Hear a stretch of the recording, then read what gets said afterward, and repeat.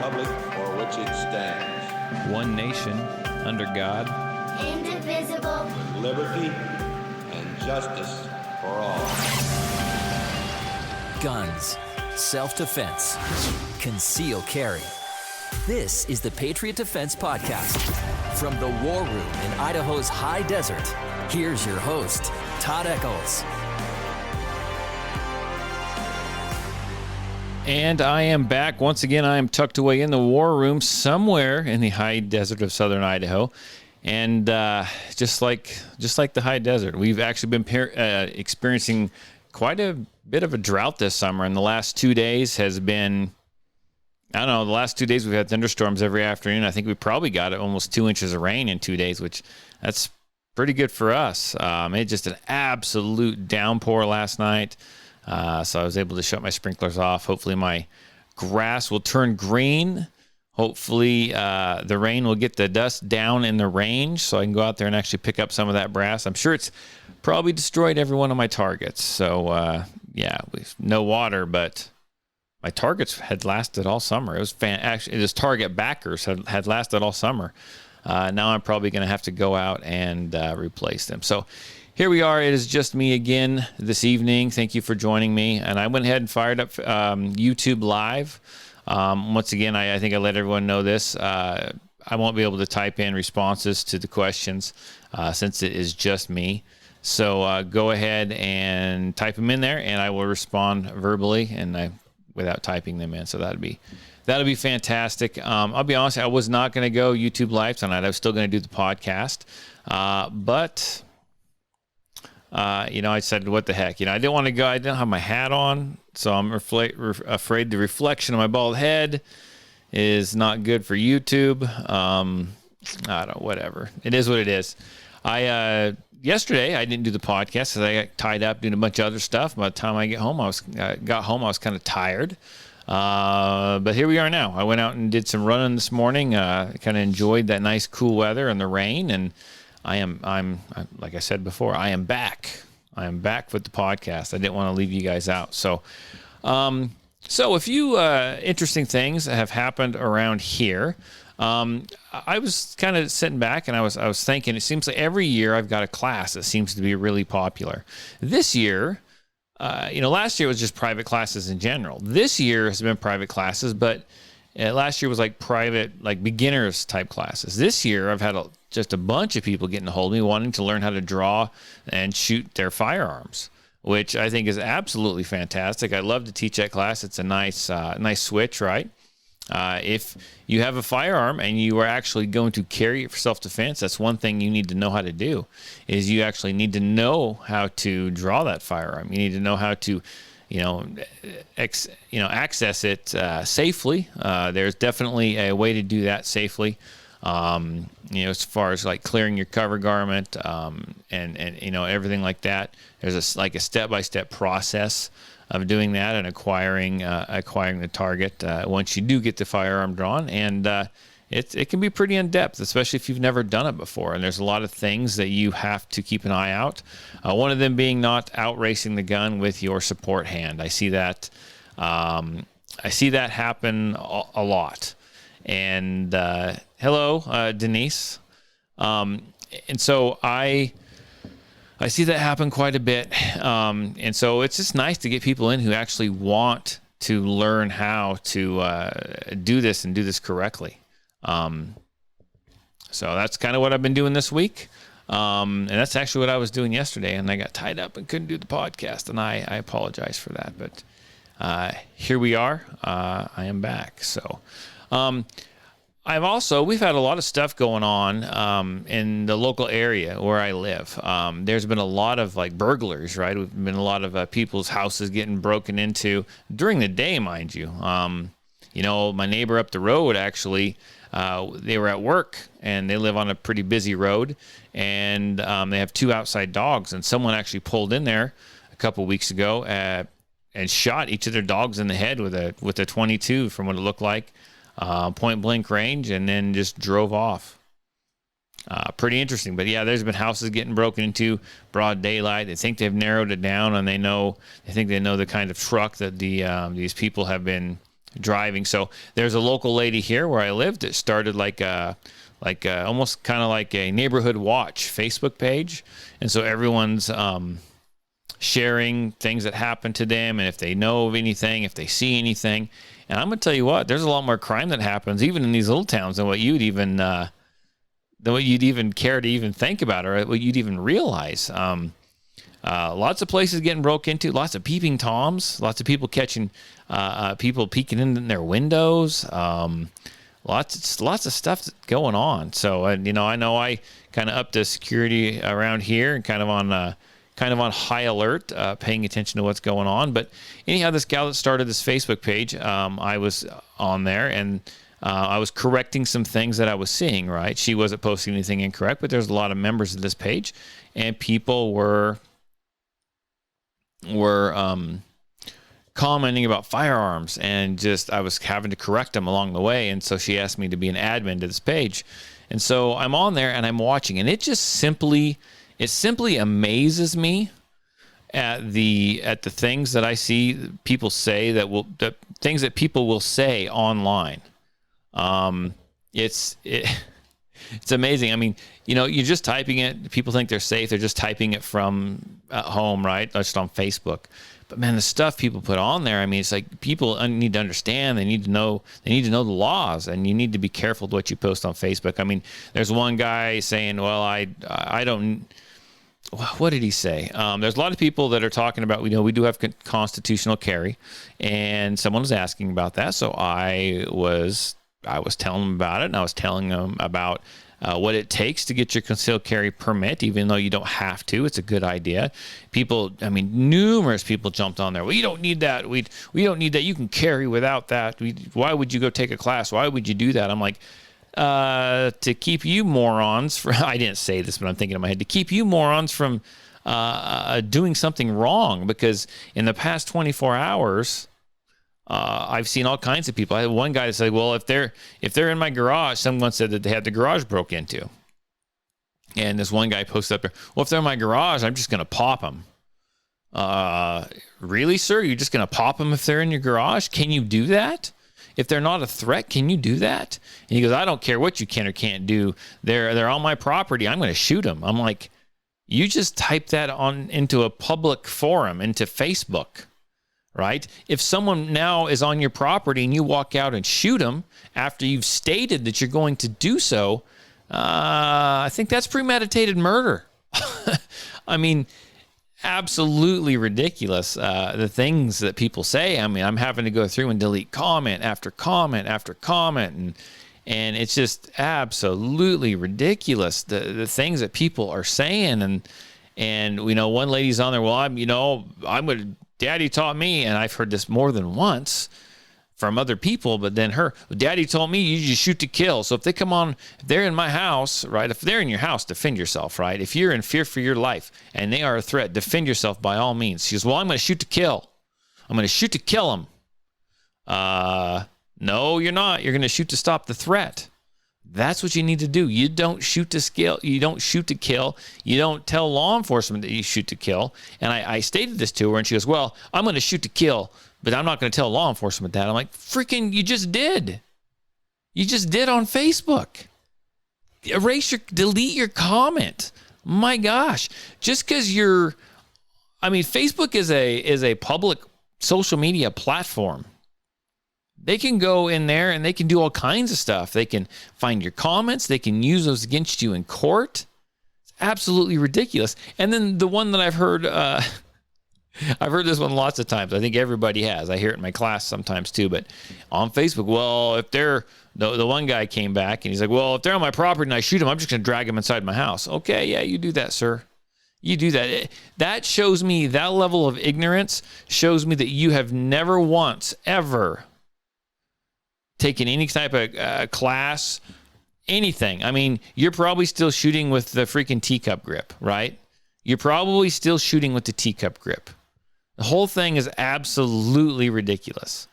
Things people say online. I go on there and I actually banned that guy because here's my deal, and I'm not trying to be a jerk and going on and banning people, but you know what? If you're throwing that advice out there, we got a bunch of people on there that don't know about firearms, that don't want to get interested in firearms, and then you got these, keyboard warriors, that probably don't even leave their house, and they're giving all this advice out, and it's horrible advice. It's advice that's going to get them killed. It's advice that's going to put them in prison, right? I mean, it's advice on how to break the law, like blatantly break the law.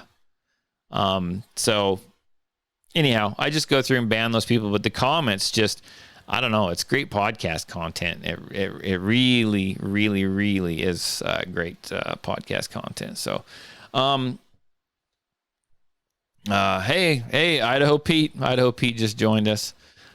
So I've thinking about this all week, thinking about those comments that people have made, right? The blatant, ignorant comments had me kind of put together a list. Okay. I just got running brain, man. I just got done running 17 miles, and I'm trying to gather my senses still. But so what's the worst self-defense advice you've ever heard? And I'm going to tell you right now. I made a little list on my computer here. That's what you see me looking at here. I live and die by these things anymore. But between my classes, and I hear lots of stuff in my classes. I hear all kinds of crazy advice in my classes. It's just people stating something that they don't know, or people talking to each other. I always have that one person that means well in class. They're the helper. They like to help everybody, which is great, man. Give advice, whatever. But I have to go in and fix some stuff sometimes, right? Because I hear all kinds of interesting advice, and so between gun stores, I've been in gun stores before looking at firearms and heard all kinds of interesting advice. I've heard, I've been a few hours away at some big gun stores. And I've heard, I've seen, 60, 70-year-old women in there trying to buy a firearm. And what does the guy behind the counter sell them? Sells them a one with a laser on it. And this laser, he just says, you don't even have to pull the trigger, ma'am. I mean, you shine this laser on them, and it's over. They'll run out the front door. It's over, man. That's all you need. That's all you need.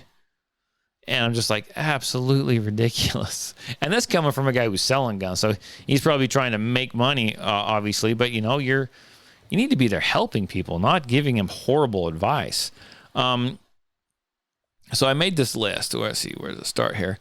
All you need is one shot. So we can talk about those 45 owners, right? We can talk about the people that shoot those 1911s or shoot the 45, that think the 45 was, made, created, crafted by the hand of God himself, and one round is all you need, and that guy's going to fall over it. Yeah, no. So a handgun typically fires, peanut-sized projectiles at very modest velocities. And so it's not just one shot. You don't know. Typically, you're going to need more than one shot. There's a lot of times under stress, right? You're going to be in a self-defense scenario. And I've seen this with law enforcement on videos, on body cams, right? You'll run through your whole magazine, and you won't even know it. Bang, bang, bang, bang, bang. That's kind of why you need to know how to reload and do a proper reload. But a lot of times, you're going to run through a magazine, and you won't even realize that you maybe shot 7-8 times, and you have no idea, right? And if they ask you, you might say, well, I shot 3 times. And then all of a sudden they look and you've shot 8 times. And all of a sudden your story doesn't match. And anyhow, that's where you need to maybe not talk to law enforcement when they show up, and actually have an attorney on retainer or something, right? Okay, we won't go down that road. We can go. That's a whole nother podcast. But typically what you need to do is you need to keep shooting until the threat to innocent life has ended. So you stop shooting once a threat has stopped, right? If that's 1 shot, great. If it's 4 shots, that's what it takes. If it's 7 shots, that's what it takes. And here's the thing. And after you shoot and you stop the threat, do you need to reholster right away? No. Keep the gun out. Keep it out. Keep it at ready, right? Have someone call law enforcement. You call law enforcement, but keep the gun out. Don't approach the bad guy or the threat that's laying on the ground, supposedly dead or bleeding out, right? I mean, just you want to be safe. That guy could pop back up again. You shoot till you stop the threat. Keep the handgun out. Keep it at the ready because you may have to use it again. There's no additional paperwork for firing at least twice if you have to shoot. So there's no additional paperwork for firing more than once. Okay? So you do what you got to do. You do what you got to do. Okay, here's another one. Birdshot is all you need for home defense. So birdshot's really good at hunting birds. And, I personally don't want to get shot with birdshot. I really don't. Okay? If someone, I've seen pictures, right? I think we've all probably seen the pictures of the guy that was at a distance and he was shot by birdshot. And he's got the little speckles all over his front of him or the back of him. So those are probably hitting him in the skin, and they're probably embedding himself into the skin, right? There's a good chance they're probably not going in and causing too much damage. So if a guy is on drugs, if he's very determined, if he's just pumped up on adrenaline, he's probably just going to keep coming at you. And that's the way it's going to be. So at point blank range, birdshot works pretty good with devastating results, right? But who wants to wait till a bad guy or the threat gets that close to you, right? You want to, you want to keep them at a distance. You got to remember, so there's something called the Tueller drill or 21-foot rule, where a person can cover 21 feet in, I've seen it vary anywhere from 1.5 seconds to 1.8 seconds. So a bad guy can easily you can cover that distance, but a bad guy can cover that distance in just as quick, right? Most people can actually cover 6 feet faster than a person can react. So you want to maintain that reactionary gap. You don't want to let him get close to you. So if you go, well, I'm loaded up with birdshot on my shotgun, and for me to do damage, I got to let him get close to me. Then the shotgun and the birdshot is not a good choice for you, right? Load it up with some buckshot. Do something.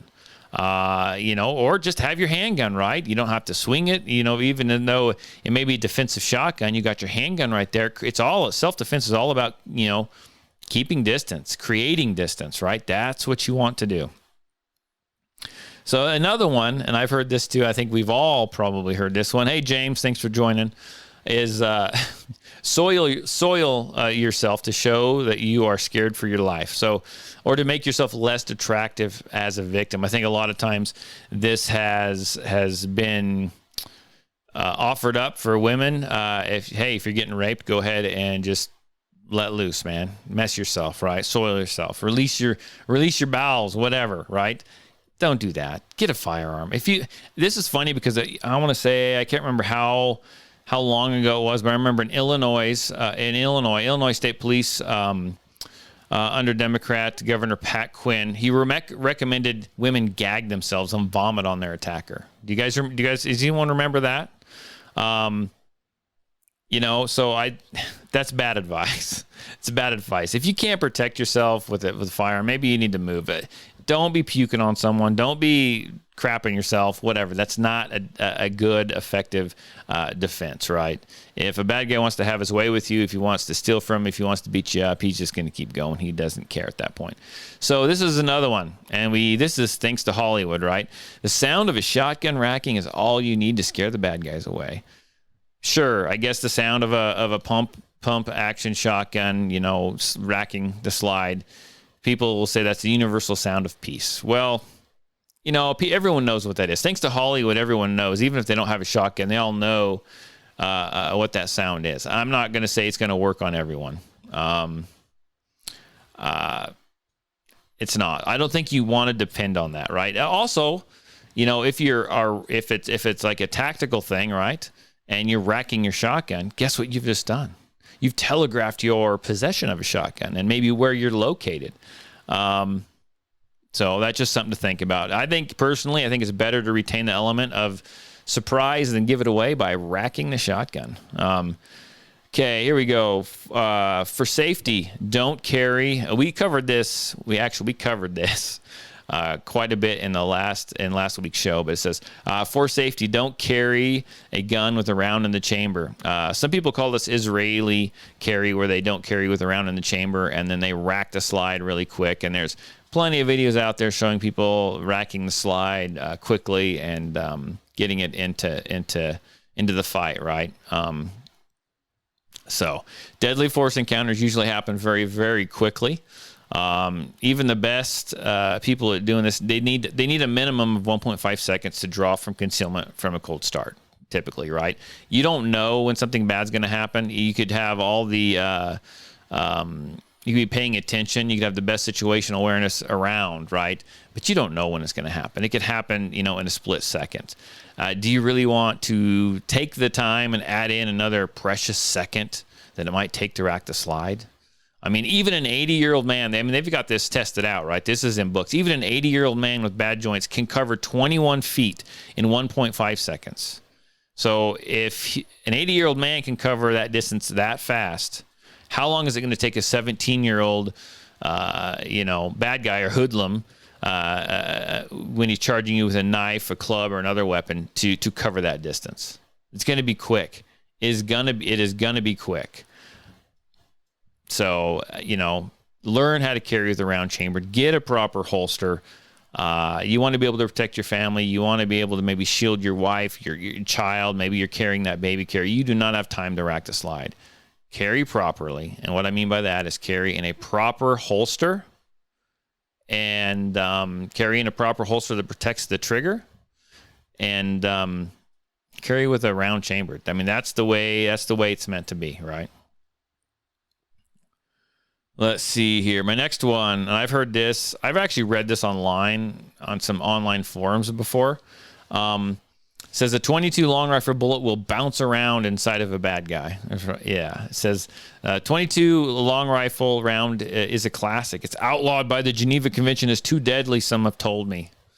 Why? Because the 22 bounces around inside of a human body, skull, inflicting horrific damage. Horrific damage. Yeah, no, I don't know. Here's what I tell when it comes to 22. I don't know anyone that wants to stand there and get shot with a 22. And, if you, if you're 30 years old, if you're 20 years old, if you're 40 years old, chances are you can handle a bigger weapon than a 22. Okay. And I tell everyone that you need to carry the largest round. You need to carry the firearm of the largest round that you can shoot competently, that you can shoot efficiently, right? If that's a 45, great. If that's a 44 and you want to carry on a 44, you do you. If for some reason you have a handicap, you have strength issues, you're a little older, because that happens. I've seen them all come through my class. And that's a 22 long rifle. Great. You carry that and you get very effective with it, right? It's all about the shot that hits the target. It's all about shot placement. Okay, so get good with that 22 if you're going to use that. Get good with it, right? People are killed every year with a 22 rifle. They are. People have taken, they're not legal, but they've taken down deer, they've taken down elk with a 22 rifle. It's all about shot placement, okay?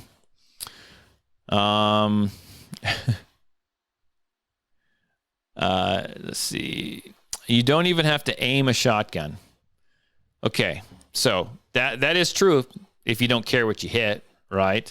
A shotgun blast, firing a shotgun at personal defense distances isn't nearly as big as what most people think it is. So I hear lots of people that say, I just give my wife that shotgun. She doesn't even have to aim. She just points it in the general direction.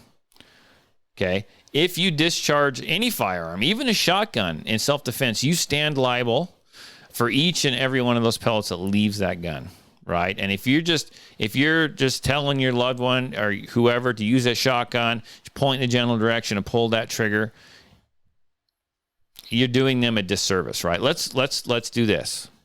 Let's obey the rules of safety, of gun safety, okay? Let's know our target. Let's know what is beyond our target and what is before our target, and know that we are responsible for every round or every pellet or BB or buckshot or whatever it is that leaves your shotgun, that leaves your handgun, leaves your rifle. You are responsible for every one of those. Okay? Let's train. That's all about training. So what that is, if you want to defend yourself, get educated, learn how to do it, learn how to use a handgun, learn how to use a shotgun properly. Right? Go out and get educated. Here's the one I love. Here's the one I love because I hear this a lot in my class. And when I was making this list, I was just like, this is too good. I hear this one all the time.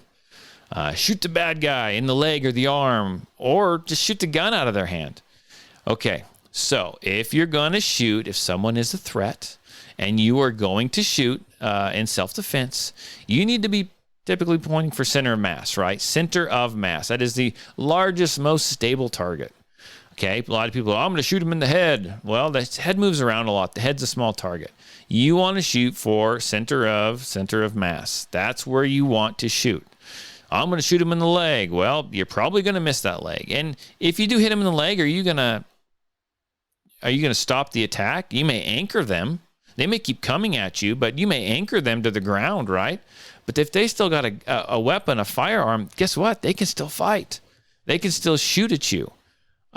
So let's shoot for center of mass. Let's shoot somewhere that is going to stop them, right? There's all the goodies are in center of mass. All the goodies are right here in center of mass. You know, that's where you need to shoot. Now, in a self-defense confrontation, you are going to probably pull 80% of your shots. That's why we need to go out and practice and train. For all those that have been hoarding ammo for the last year and a half now, it's time to go shoot some. Because skills will degrade over time. We'll get back to that here in a few minutes. But you need to understand that in a self-defense scenario, your heart's beating, your blood's pumping, your anxiety levels up there, your adrenaline levels through the roof, and you're probably going to pull 80% of your shots. That's why you need to get out and practice. But if you're shooting center of mass, it's not a get out of jail free card. But if you're shooting center of mass and you pull your shots low, where are you going to hit?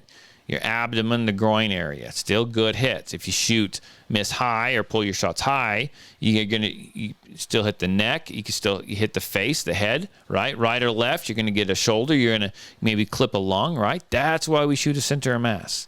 Now, what happens if you can't see center of mass? Well, then that's where you might get your headshot. So you are going to shoot a center of the mass that is available to you. If you think back to that last church shooting that we had in Texas, right? That guy who took down the shooter shot the guy in the head. And people gave him just a rash of crap for shooting this guy in the head. Well, the guy knew what he was doing. He was a pretty well-trained shooter. But when you talk to him, what came out was that was the only place he had to shoot. There was things and people in the way, and all he could take was that headshot. So he chose the center of mass that was provided for him, and that's what happened. Not to mention, and James brings this up, he says shooting the guy in the leg, okay, shatter the femur, they bleed to death. But if they live, you're gonna have a suit, right? You're gonna have a civil suit, and you're gonna lose. And even if you shoot someone in the leg or the arm or whatever, and you go to court, right?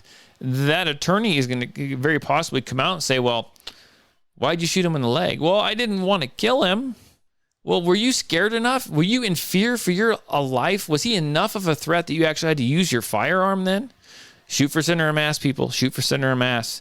And if you do not want to take someone's life, if you can't live with yourself for taking someone's life and so you won't shoot center of mass, guess what? Leave your gun at home. In fact, sell your guns.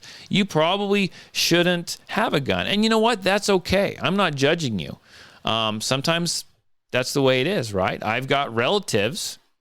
And I've asked this relative before because she's an older and she's very against firearms and she's very against the scary semi-automatic handguns. And I've talked to her before, right?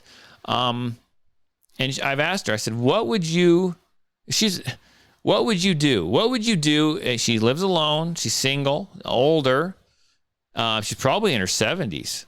And I asked her. I said, "What would you do if you had a gun sitting on your nightstand and you had a phone sitting on your other nightstand and you woke up and there was somebody in your house or somebody standing in your doorway and you had an opportunity to use that firearm to save your life? What would you do? Grab the gun or the phone?"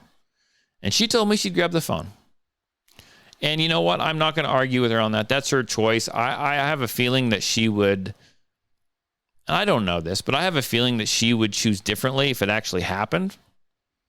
Okay, but I can't tell her that because she's going to tell me. She actually has woke up with somebody standing in her doorway staring at her before. She didn't have a firearm. She yelled, they yelled, and they ran out of the house. And I think in her mind, that's the way that it's going to go down, right? She doesn't like those scary guns, right? Very liberal, very, artsy-fartsy type person, which is fine. I guess you do you. If that's the way you do it, and that's you don't like guns, that's fine. But she's never fought against me having a gun or anything like that, and so we're pretty civil to each other. But I do know there's people out there that don't like firearms, and I don't think they could use them if they absolutely had to. They should probably go out and try them sometime. But okay, let me see. Oh, and we talked about this one before. This is the one I hear on the internet all the time. I hear this everywhere. Class, internet. I just heard this week on my little community neighborhood watch page, and I banned a guy for giving. He actually tried to give this advice to all the women. So, and he was serious because I called him out on it, and he fought me on it. So I banned him. He got the ban hammer. If the bad guy falls outside the door or window, drag them back inside. So that's not good advice. That's bad advice. Don't do that. Okay. You just have to be able to explain. Obviously, if they fall out the window, outside, if they fall outside the door, depending on who's in the house, right? You can't just shoot through the door necessarily. And if people run away, you need to let them run away. Right? You and the threat stops, you stop, right? You don't have to put your gun away, but when the threat stops, you stop. So if they run away, don't holster your firearm. Keep it out. Call law enforcement. Be ready. They could come back. But if they fall outside the house, don't tamper with evidence. Don't tamper with the crime scene. If it happens, it happens. You need to be able to explain to law enforcement why you did what you did when they show up. Okay, don't pick them up and drag them back inside, because then all of a sudden you look super guilty and it doesn't matter, and it shows that you had a firearm and you were uneducated with it. And I'm not saying that is a criminal offense, but my gosh, if you're going to carry a firearm, if you're going to use a firearm to defend yourself, don't be ignorant. Don't be ignorant. You need to go to court, and they need to see that you are serious, that you were serious about this. You did this as responsibly as you possibly could, right? Not daddy taught me to shoot to kill. Daddy taught me to drag him in from the yard, drag him back into the house, and I would be okay. And then I'm shooting that revolver that Daddy also told me to use, because I'm a girl, and I might get I'm not smart enough to run a semi-automatic, and I might get my lacy sleeves caught in the slide. Okay, Daddy doesn't always give good advice. Lots of men don't give good advice, so we need to understand that. So, and I wasn't picking on any women when I said that, but that's everything. That's a bunch of other stuff that I've heard as well, and it's all absolutely ridiculous. If it's too dark for you to see the sights, it's too dark for you to identify the target. That, my friend, is why we modify our firearms. You can modify your guns, and you can put luminous night sights, red dots, all kinds of stuff, right, on your gun. Also, you know what? Have a light.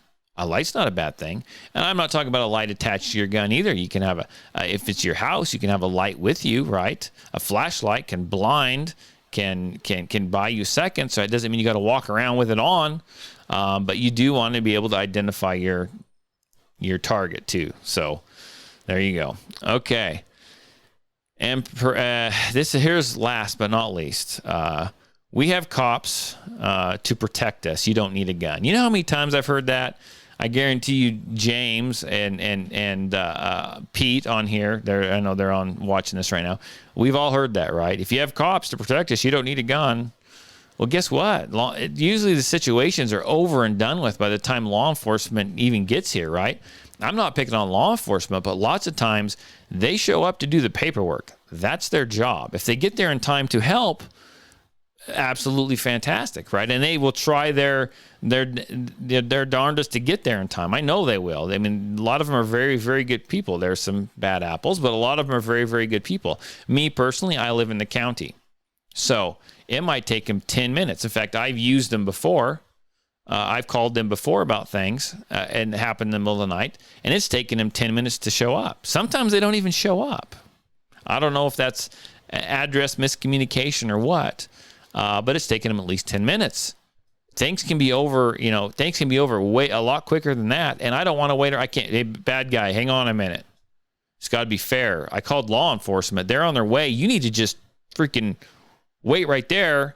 Give me 5 minutes, and then you can start in, and we can take care of this, and we can still be taking care of this when law enforcement shows up. That's the way it's going to be.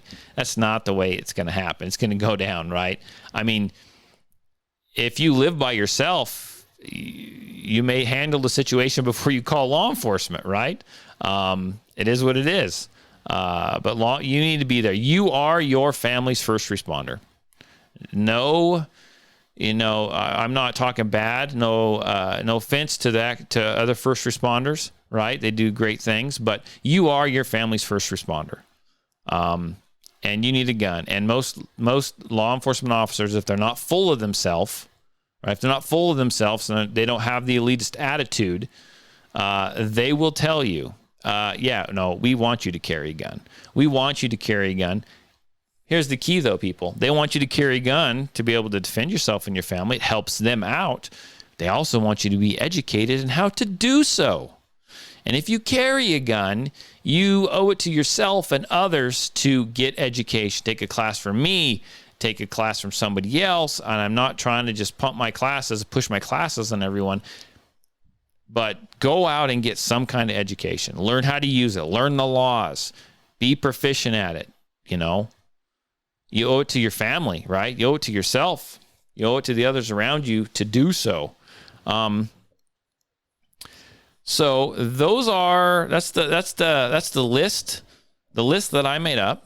And I tell you what, if you still want to believe those, if you don't agree with me on those and you still want to believe all that, then I tell you what, let me introduce you to my Uncle Joe, and he'll give you more great firearms advice. If you want to protect yourself, get a double-barrel shotgun, have the shells, a 12-gauge shotgun, and I promise you, as I told my wife, we live in an area that's wooded and somewhat secluded. I said, Jill, if there's ever a problem, just walk out on the balcony here or walk out, put that double-barrel shotgun and fire 2 blasts outside the house. I promise you, who's ever coming in is not going to, you don't need an AR-15. It's harder to aim, it's harder to use, and in fact, you don't need 30 rounds to protect yourself. Buy a shotgun. Buy a shotgun. Oh, Joe, that was a classic. That's a classic. That one will never die. Just buy a shotgun. Buy a shotgun. And use birdshot. And just shoot randomly. And don't aim. And just shoot it in the air. And randomly discharge your shotgun up in the air, in town, in a neighborhood. Because that's going to work. So, I'll tell you what, if you believe any of those things, that list that I just went over, you need to rethink that. Get a hold of me, email me, text me, tell me I'm wrong, and we can discuss this. I will have you on the air. I will have you on the podcast, and we can discuss this. If you want to do that, here we go. I'm going to give it out now, and I'll give it out later on. Call me, text me. Area code 620-794-6223. That's area code 620-794-6223. If you believe all that, if you disagree with me on any of that, and I'll get you on the podcast, and we can debate it. That would be fun. That would make for a good podcast. Okay, next up. We have had a couple things happen, a couple things happen this week, and this is the one that I chose to talk about today. I got a little news clip here, and we'll check it out. Company that makes AR-15s, which was used by the gunman who killed 27 people at Sandy Hook Elementary School, is agreeing to pay up to $33 million to the families who say that their marketing caused the shooter to do what he did. Here's John Huddy. The gunmaker Remington is one of America's oldest gun manufacturers, known once upon a time for its powerful rifles and shotguns. Today it touts its American-built ammunition for hunting, shooting, and competing. But the company, now bankrupt, is a shell of its once powerful self. In the aftermath of the Sandy Hook Elementary School massacre in Newtown, Connecticut in December 2012, 9 families of the victims filed a lawsuit against Remington. The shooter used the company's AR-15 to murder 20 first graders and 6 teachers on that cold winter's day, a day that would stun the world and once again spotlight the gun debate raging in America. The victims' families argued in the lawsuit Remington should never have sold such a dangerous weapon to the public, alleging it targeted younger males in its marketing and promotional campaigns, with product placement in violent video games appealing to young, at-risk males. Remington's lawyers argued, however, there were no facts presented to establish Remington's marketing had anything to do with the shooting. Now, lawyers representing the company have offered nearly $3.7 million apiece, or a total of $33 million, to those 9 families to settle the lawsuit against Remington. Back in February, the family's lawyers said in court the wrongful death settlements could total $225 million, so the offer is certainly much less than the families were ultimately looking for. Remington, based in North Carolina, was founded in 1816. The company filed for bankruptcy the second time in 2 years last year. Its assets have reportedly been sold off to several other companies. While Remington initially claimed it was protected by a 2005 law preventing gun makers from being found liable if their products are used in crimes, the Supreme Court ruled in 2019 the case could proceed against Remington. The question now, will the families take the settlement offer or continue their fight? For the News with Rick Sanchez. Absolutely ridiculous. Remington offering to settle for $33 million. And I'm not talking about like in business, a business type of deal. There, there's a couple different ways they're probably looking. They're probably looking at, okay, well, these people want like billions of dollars. Let's see if they'll take, let's just put a stop to this and we'll offer them a lesser amount and we'll see what happens. But here's the thing, man. That tells you that Remington is going to be pushed around. I know they're struggling. I know all this stuff. I mean, they disappeared for like 5 or 6 months, right? And didn't do anything, and we needed the ammo from them, and they weren't there. And now, what are they doing? They're throwing them a bone. They're offering to settle. They're stating that they've now looked at their advertising and they could see how they marketed those guns to the wrong people. My gosh, you're setting up a horrible precedent there. You're setting up a precedent that if they take it, then what do you think's going to happen? There's going to be people coming after all kinds of firearms manufacturers. Horrible precedent. And I almost kind of want to go back and blame Trump for this. I know that's not going to get me a lot of likes. I want to blame Trump for this. He let him take our freaking bump stocks, right? He threw him a bone. You don't do that. You don't do that. Why would you do that? I mean, Remington, you okay with setting this precedent? Are you okay with throwing our gun rights in the crapper? Because that's what you're doing. Do you understand the shockwave that this is going to send through the community and how you're going to open up other manufacturers? Are they going to go after gun manufacturers now? Are they going to go after ammo, straight up ammo manufacturers? I know they manufacture ammo as well, but you're just setting up an absolute horrible precedent. There's no way, right? And I hate to use this one because I hear it all the time. I hear it so much you just get sick of it, right? But if someone goes out and gets in a car accident, can you go back and they were driving? Let's say they were driving a Ford Taurus. Could you go back and sue Ford? No, you couldn't. Why? Because it doesn't make any sense. Ford didn't manufacture, one day didn't pump out these Ford Tauruses and saying, well, one of these, someone's going to, we don't want to advertise them and send our advertisements to the wrong crowd because we're afraid that someone's going to take this Taurus and like hurt someone, right? So you're not going to go back after Ford because they manufacture the freaking Ford Taurus. You shouldn't, it was a person driving the car, right? Maybe they fell asleep. Maybe they were intoxicated. Maybe they were inattentive. That's what causes the accident, not the car. It's the driver. It's the same way when it comes to a firearm. It's the person handling that firearm. A person can go out and just steal a car, right? A person can go out and steal a firearm. I mean, there's plenty of people playing Grand Theft Auto. I mean, I've never personally, honestly, I'm not a video game guy. I've never played it.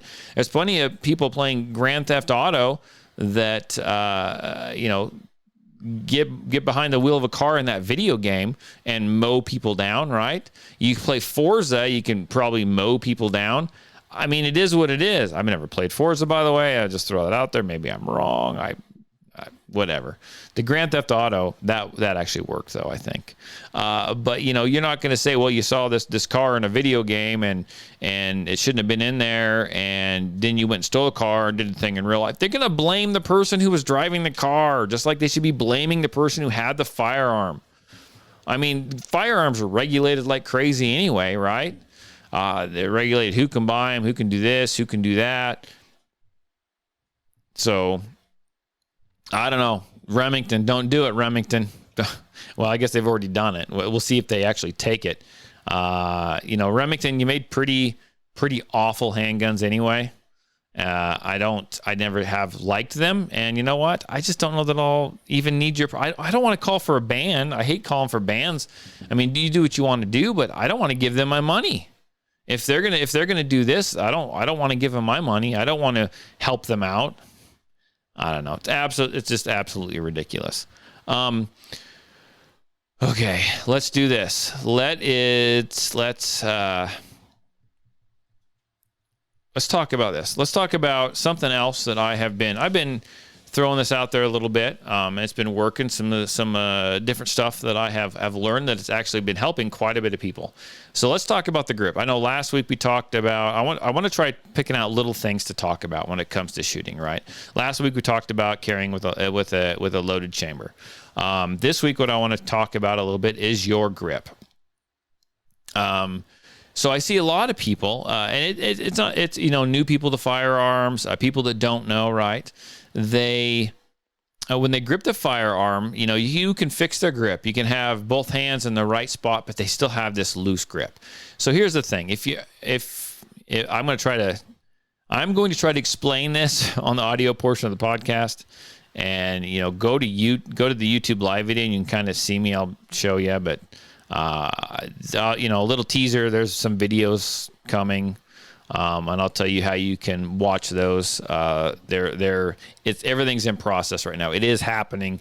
There are some videos coming. Like I said, I'm just trying to get a stockpile of them, and then I'll tell you where you can go to watch those. But if you're right-handed and you're going to grip the gun with your right hand, you got your support hand, and you're going to stack your thumbs. I don't even have the first time I don't actually have a training gun in this room. But you are going to stack your hands. You're going to stack your thumbs. And now, back on the back of the gun, you have the back of your palms meet. So you want to make sure that when you're using your support hand, that your skin, your palm, that meaty part of your palm is actually coming into contact with the gun. A lot of people will hold it really loose, and there's what I call an air gap there, and that's not doing you a bit of good. You need to have that hand come into contact with that firearm. You need to stack your thumbs. Now, where the back of your palm, so just below your thumbs, those are going to stack together, and those are going to connect. Okay? You need to have a ton of pressure right there when you're gripping that firearm. If you're shooting two-handed. So I like to throw out, there's what we call the nutcracker. So you have the nutcracker, and it's shaped like this, and you crack the nut just like that, right? Where it's hinged, that is the strongest part of the nutcracker tool, right? I remember, I haven't seen a nutcracker in a long time, but my grandparents always had a bowl of walnuts and stuff out for like Christmas time, right? And they had nutcrackers sitting there. So nutcracker is the strongest point where it hinges. Well, that's where your hands are going to hinge. And when you grip that gun and you drive it out, you need to create tons of pressure and really squeeze that grip together right there where the thumbs meet. You want to grip it together. You want to create friction. When you're firing a gun, friction is your friend. Hence, the reason they sell all kinds of grip tape, rubber grips, all that stuff. Why they stipple guns the way they do, right? Friction is your friend. You want to drive those hands together. And as you push it out, you create the nutcracker effect, and it gets tighter and tighter and tighter. That's how you want to shoot that gun. You'll be able to control that firearm much better. It will not leap out of your hand, right? I've seen it leaping out of people's hands lately. Just, I don't know why it seems like when one thing happens, I get like a whole slew of them. Everyone comes in, they have the same problem. We'll fix that. And then the next group of people that comes in, they'll all have a different problem, but it's all the same. I don't know why that works, but focus on your grip. It's all about friction. You want a good, solid grip on that hand. When you fire the gun, if you're right-handed, it should not jump out of your left hand. That left hand's not up there just to look pretty, okay? It has a job. It needs to be doing something. It needs to be helping create that friction. And I know that was probably really rough way to explain it. I'm used to explaining it with a handgun in my hand. This is an audio version of it. But once again, I got some videos coming. I'm trying to get a whole backlog, stockpile of them, and then I will tell everyone where they can get those videos. And I do want to say that I asked out for advice. I called out for advice, and you guys did not disappoint, and I really appreciate that. I had a lot of people reach out to me via email. I had a lot of people reach out to me via text message, Facebook, you name it. I know James was commenting on the actual live stream of it that we did last week, and I do appreciate that. I asked for help, I asked for opinions, and I got them, and I sure appreciate that. So tell you what, I'm going to cut out of here because I'm hungry and I'm tired. Not that you guys care, but I am done with this podcast for today. I did enjoy it. I always enjoy doing the podcast. And I hope you guys, if you haven't noticed, I kind of have a little different kind of flow going on here. And so I hope you guys like it. I'd like to continue with that. Now every now and then when I can get the guys together to do another podcast, we might just have a kind of a free-for-all where it's very unorganized. Well, I'm not saying that tonight wasn't unorganized, but it'll be even more unorganized and random. And I think that'll happen. It's just really hard to get everyone together during the summer when everyone's busy. And I'm going to tell you what, it's hotter than freaking horny toad in the microwave in this freaking war room when I get everyone in here. It's like, it's a stinky, nasty smelling, sweaty gym is what it smells. It's absolutely horrible. But thanks for listening. Share the podcast, share the video on your social media. I would much appreciate it. And again, like always, if you have anything that you want to say to me, if you have a self-defense story that you want to share with me, if you want to be on the podcast, because we can do this via phone, let me know. Call me, text me, area code 620-794-6223. That's area code 620-794-6223. Reach out to me. You can even email me at info@patriotdefense13.com. That's info@patriotdefense13.com. Shoot me an email there. And again, share this, share the YouTube live if that's how you watch it. You can also share the podcast. You can find it's called the Patriot Defense Podcast. It is on Spotify. It is on iTunes. It is on Stitcher. It is anywhere that you find you can find a podcast. You can find us. And if you can't, let me know. We'll take care of it. Until then, I will see you guys. I went to the wrong computer to shut everything down. Until then, I will see you guys next week. Thanks for joining. Everyone have a great week.